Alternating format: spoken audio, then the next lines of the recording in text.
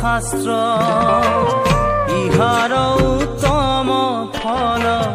হৰি নাম মাত্ৰ ৰাম নাম সুমধুৰ হৰি নাম সুমধুৰ হৰি নাম ললে পাপ যাইব